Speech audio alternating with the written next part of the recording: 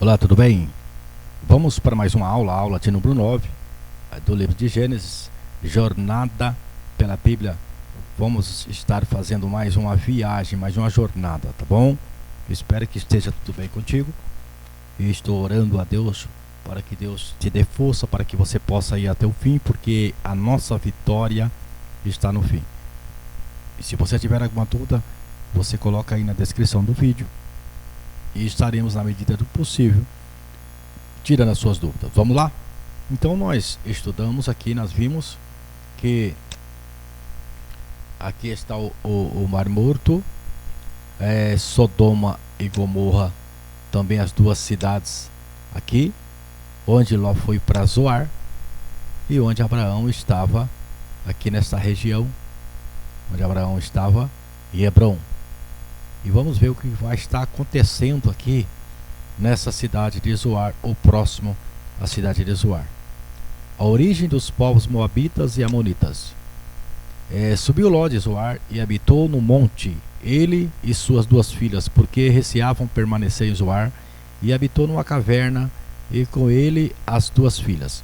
Então está falando que ele sai da cidade de Zoar, ele vai habitar no monte.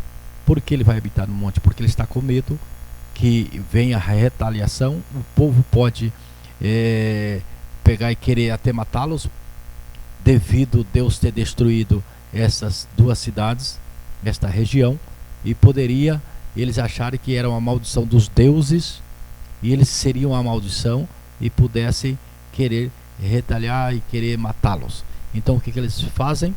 Eles vão para uma caverna, e quando chega na caverna, a primogênita disse à mais moça: nosso pai está velho e não há homem na terra que venha unir-se conosco, segundo o costume de toda a terra.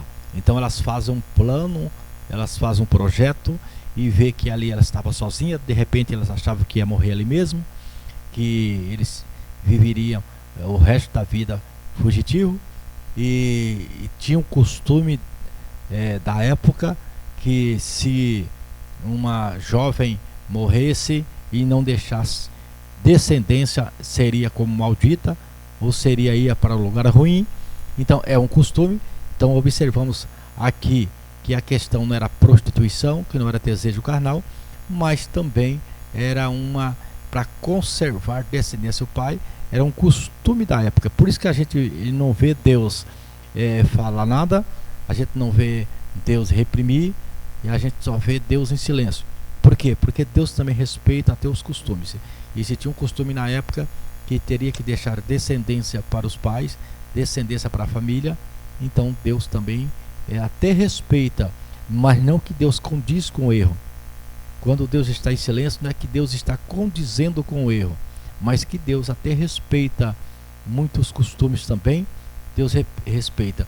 Se nós olharmos para hoje, você não vai entender uma coisa dessa. Um pai deitando-se com as suas filhas, ou vice-versa. Mas aqui a questão, eu vou falar mais uma vez, não é a questão sexual, não é a questão desejos, não é a questão que estava fazendo aqui por prostituição, por fornicação, mas era se deitando para que reproduzisse. A reprodução. Vamos lá. Então a primogênita teve um filho e chamou seu nome Moabe. Este é o pai dos amonitas. Então elas tiveram Moabe, ela teve Moabe e foi o pai dos amonitas. E então a menor, a mais nova, teve Bemi, que foi os amonitas. E vamos observar que essas duas vai ser duas nações, Moabitas e amonitas, que vai trazer muito problema, que nós vamos estudar sobre essas nações, que essa criança agora delas vão surgir uma nação que vai ter muito problema, porque toda escolha tem sua consequência. Tudo tem sua consequência. Não pensamos nós que nós vamos escolher alguma coisa hoje, boa ou má, que não vai lá na frente vai refletir em alguma coisa. Olha para você ver que no tempo de Salomão mesmo, no tempo de Salomão tiveram problema com esse povo. Olha para você ver. Ora, além da filha de Faraó, amou Salomão muitas mulheres estrangeiras, moabitas e amonitas. Vê aqui que está as moabitas e as amonitas estão incluídas, que foram tropeço na vida ali de Salomão. Vamos lá. Então vamos agora. Abraão ele vai para Gerar, diz a palavra de Deus, para uma região de Gerar. E o que acontece? Partiu Abraão dali para a terra do sul e habitou entre Cádiz e Sur e peregrinou onde? Em Gerar. Ele foi peregrinar nessa terra. Ele estava em Hebrom, ele vem para Gerar, para aqui próximo de Hebrom. E havendo Abraão dito que Sara, sua mulher, é minha irmã, enviou Abimeleque, rei de Gerar, e tomou Sara, porque ele disse mais uma vez aqui que seria irmã. Nós vemos essa história, vemos isto acontecer, e já está acontecendo de novo. Mas Abimeleque não tinha chegado ainda a ela. Por isso disse, o Senhor matarás também uma nação justa. Interessante que quando Deus veio em sonhos a Abimeleque, ele disse: eis que morto és por causa da mulher que tomaste, porque ela está casada com o marido. Aí Abimeleque vai falar. E Abimeleque não tinha ainda chegado a ela. Deus tinha até preservado isso. O Senhor matarás também uma nação justa? Não me disse ele mesmo, é minha irmã? E ela também disse, é meu irmão? Aí Abimeleque está falando, mas não foi eles que falaram mesmo? Em sinceridade do coração e em pureza das minhas mãos tenho feito isso. Ele começa a falar ali. Então eu não fiz por maldade, eu fiz na sinceridade. Aí Deus fala no capítulo 20, versículo 7. Agora, pois, restitui a mulher ao seu marido, porque profeta és. Deus fala aqui que ele é profeta, Abraão é profeta, e rogará por ti, vai orar por você, para que vivas. Então a vida agora de Abimeleque está na mão de Abraão. Porém, se não lhe restituíres, sabes que certamente morrerás, tu e tudo que é teu. Deus fala, Deus joga na responsabilidade para Abimeleque.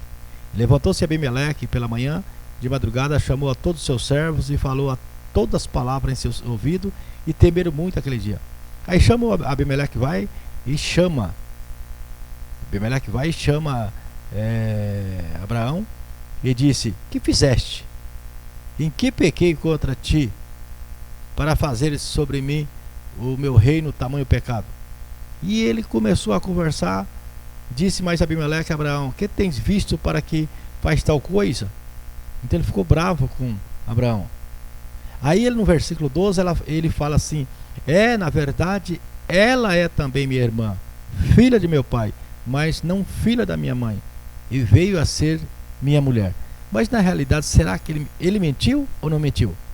Com certeza mentiu, porque a pergunta é: sua esposa, ainda que ela fosse minha irmã, mas a pergunta não é se é irmã, a pergunta é se é esposa dele, porque ele ia entrar ela. Então ele mentiu. Agora, como que ele mente e Deus está com ele? Como a gente vai olhar, observar um homem que a Bíblia diz que ele é o pai na fé e anda com essas práticas? Nós temos que observar aqui, irmãos, que ele está ainda como um novo convertido. Ele está ainda, morava lá do outro lado do rio, na Babilônia, no meio dos deuses.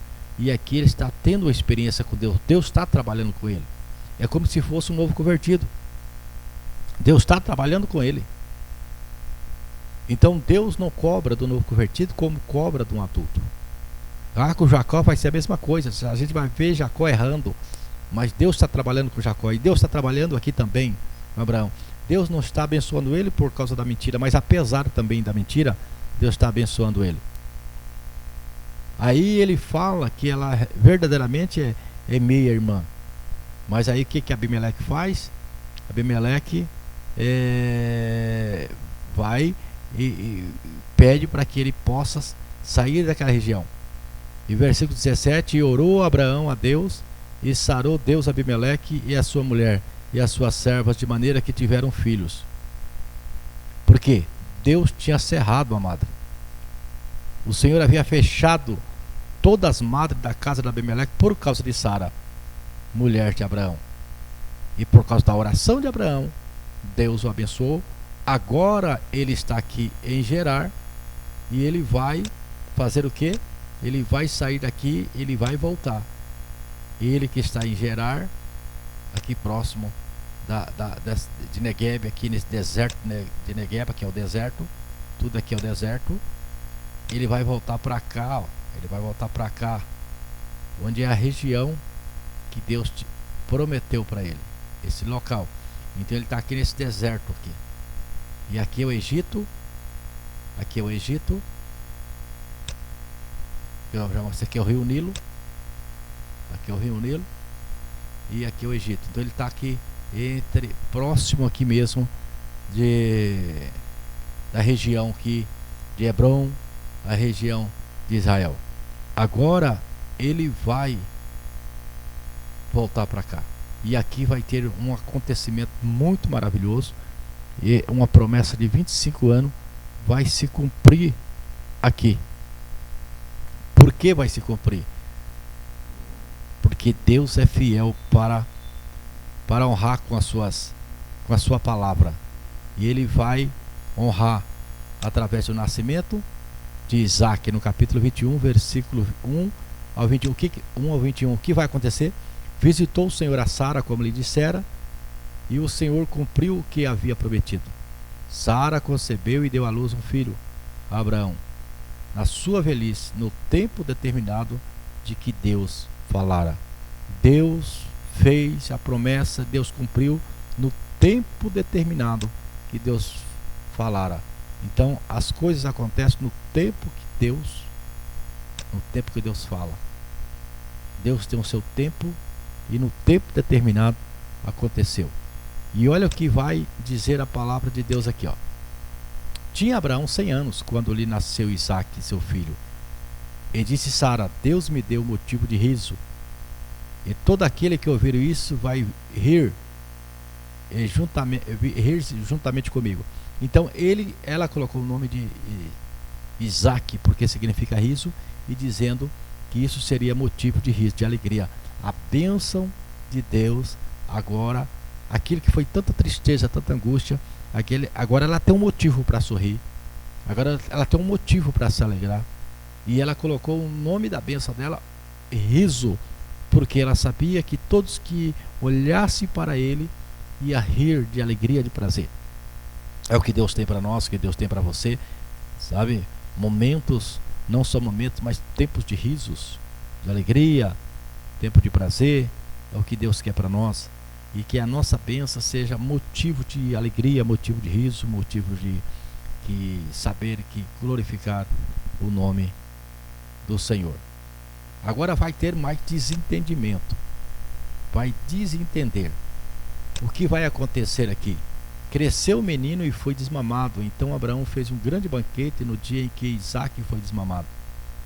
E viu Sara que o filho de Agar, a egípcia, que essa tinha dado a Abraão, zombava. Então este desmamar poderia ser uns 3 anos, porque os judeus costumavam mamar até os 3 anos em média. Então o menino provavelmente tinha uns 3 anos. Abraão fez um grande banquete, uma grande festa. Só o que acontece? O que aconteceu? E viu Sara que o filho de Agar, que é Ismael, estava zombando do menino. Ismael aqui com 13 anos, zombando de um menino de 3 anos. Aí ela chega e disse a Abraão: rejeite essa escrava e seu filho, porque o filho dessa escrava não será herdeiro com Isaac, meu filho. O que aconteceu? O que vai acontecer? Apareceu esta palavra muito má aos olhos de Abraão por causa do seu filho. No versículo 11 diz: porém Deus disse a Abraão: não te pareça mal aos teus olhos acerca do moço e acerca da tua serva. Em tudo que Sara te diz, ouve a sua voz, porque em Isaac será chamada a tua semente.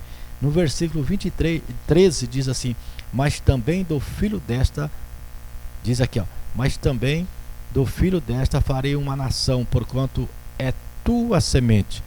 Deus falando que ia abençoar muito Isaac, mas também ia abençoar Ismael, Por quê? Porque era filho de Abraão. Então ele também receberia a bênção, com certeza. Deus não despede ninguém vazio. Então ele se levantou Abraão pela manhã, de madrugada, e tomou pão e um odre de água, e deu a Agar, e pôs no ombro. Também lhe deu o menino e despediu. E ela foi andando errante pelo deserto. E depois que acabou a água, ela sentou debaixo de uma árvore. E afastando-se à distância de alguns metros, e ela começou a dizer: olha, eu não quero ver o meu filho morrer. E assentou em frente e levantou a sua voz e começou a chorar, porque ela saberia que o menino iria morrer de sede. E ela começou a chorar. Só que ouviu Deus a voz do menino. Nem só ela chorando, mas o menino também chorando. Mas Deus ouviu a voz do menino. E bradou o anjo de Deus a Agar desde os céus. E o que ele disse? Não temas. Não temas. Porque esta é a palavra que Deus tem para cada um de nós que estamos temerosos por alguma coisa. É sempre não temas. Deus só fala não temas para alguém que está temeroso. E Deus está falando para você e fala para mim. E Deus está sempre preparado para nos trazer uma palavra de ânimo. Deus está sempre. E a palavra que Deus tem para quem está temeroso é não temas. Não temas. Porque Deus ouviu a voz do rapaz desde o lugar onde está. Ergue-te, levanta o moço e pega-lhe pela mão, porque dele farei uma grande nação. Aí o que acontece? Deus abriu os olhos e ela viu um poço d'água. E foi e encheu o odre de água e deu a beber ao moço. E era Deus, a Bíblia diz no versículo 20, era Deus com o moço que cresceu e habitou no deserto e foi flecheiro. E habitou no deserto Parã, e sua mãe tomou-lhe mulher da terra do Egito. Então ele casou ali com mulheres do Egito. Mas o filho da promessa estava ali sendo guardado. Aí o que acontece? O que vai acontecer? Nós bem sabemos que Deus deu para Abraão a sua esposa Sara, que ela teve um filho por nome Isaque, que foi os israelitas, e Abraão com Agar teve Ismael, que foram os árabes. Nós acabamos de ler que ele casou com as egípcias. Agora vem o capítulo 22, a qual Deus ele vai fazer uma prova com Abraão. Deus vai provar Abraão.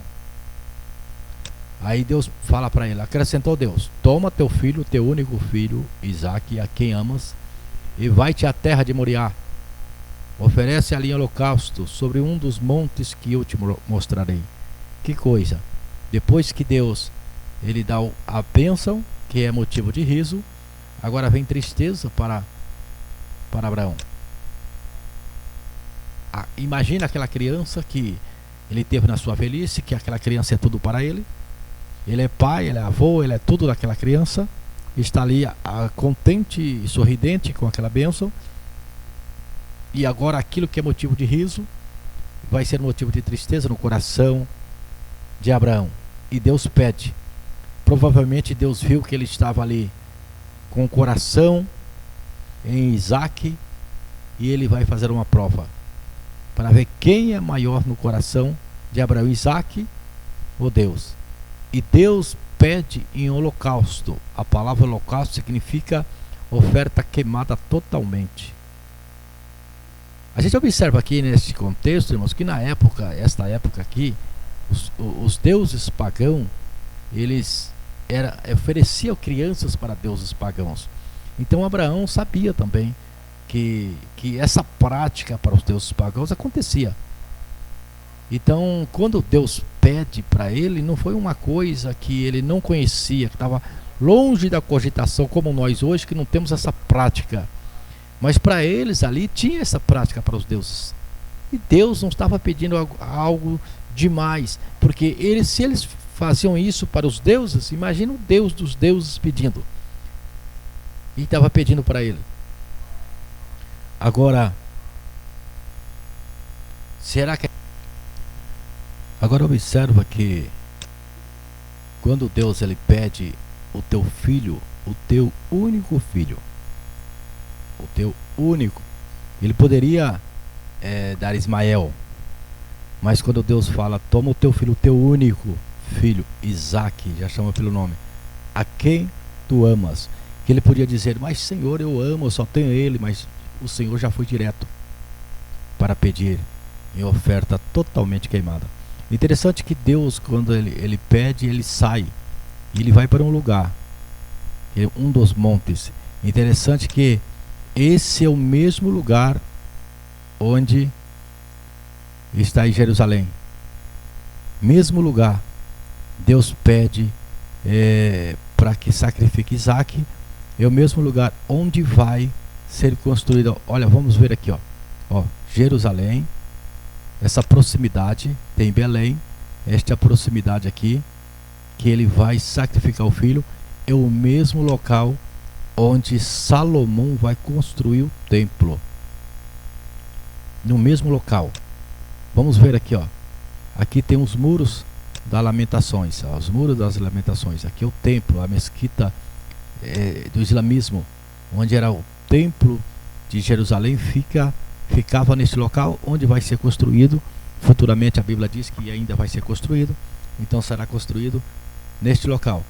A única coisa que o Israel tem ainda de lembrança foram os muros, que foram destruídos, o templo com seus muros, e esse pedaço de muro ficou ainda de pé, é onde que eles possam aqui adorar a Deus, nesse muro das Lamentações. Começou Salomão a edificar a casa do Senhor em Jerusalém, no Monte Moriá, está vendo aqui? Onde o Senhor aparecera a Davi, seu pai, lugar que Davi tinha designado na ilha de Ornã, o Jebuseu. Então foi Monte Moriá, no mesmo local onde Deus pede para que ele sacrifique, e é o mesmo local onde vai ser construído o templo aqui, neste mesmo ambiente, neste mesmo local onde vai ser construído o templo. Vamos lá. Deus aceita sacrifício humano? Será que Deus aceita? Não, Deus não aceita sacrifício humano. Aqui Deus faz uma prova para ele. Só que com certeza Deus não iria aceitar, porque essa é uma prática, nós sabemos, de os deuses pagãos. Mas Deus ele pode pedir. Isso não quer dizer que ele queria isso. Vamos ver aqui, ó. Chegaram ao lugar que Deus lhe havia designado. Ali edificou Abraão um altar. Sobre ele dispôs a lenha. Amarrou Isaque, seu filho, e o deitou no altar em cima da lenha. Então ele fez tudo o que Deus pediu. E Deus estava observando. No capítulo 22, versículo 10 até o 12, fala da aprovação que ele teve, e a aprovação. Deus primeiro ele prova para depois aprovar. E a Bíblia diz que no terceiro dia Abraão ergueu seus olhos e viu o lugar de longe. E ele foi e fez tudo o que Deus pediu. Então o anjo do Senhor bradou a Abraão pela segunda vez desde os céus e disse: por mim mesmo jurei, diz o Senhor, porquanto fizeste esta ação e não me negaste o teu filho, o teu único, que deveras te abençoarei, grandissimamente multiplicarei a tua semente como as estrelas dos céus e como a areia que está na praia do mar. E a tua semente possuirá a porta dos teus inimigos. Por quê? Porque Deus só queria revelar o que está no coração de Abraão. E observamos que Deus, que conhece, que é onipotente, que é onisciente, que é onipresente, Deus que conhece todas as coisas. Deus precisaria pedir na sua onisciência, sabendo que o coração de Abraão? Não. Mas aqui a nossa fé é revelada pelas nossas obras. E os judeus, eles pensam assim desta maneira também. Nós olhamos, Deus precisava pedir? Para nós não precisava, porque nós olhamos para a intenção do coração. Nós não olhamos para a obra que tem que ser realizada. Nós aqui ocidentais, cristãos ocidentais, nós nos preocupamos mais com a intenção. Só que os judeus, os orientais, não somente os judeus, mas a maior preocupação deles não é a intenção, mas a ação, a atitude. E Abraão tinha que mostrar o que estava no teu coração, a intenção, através das suas ações. E o povo oriental é desta maneira. Para nós hoje é um absurdo, para eles é normal. Por isso que Tiago diz que mostra a tua fé sem as tuas obras. Porque toda fé tem que vir acompanhada de uma obra, de uma ação. E ele veio e trouxe a sua atitude, a sua prova de fé, aquilo que estava no coração foi externado através da sua ação. E que nós possamos também aprender com esta lição de Abraão, que não somente ficar na intenção, mas que nós vamos também ter a ação, tá bom? Então que Deus abençoe. Terminamos essa aula do número 9. Eu aguardo você lá na aula de número 10, tá bom? Que Deus abençoe.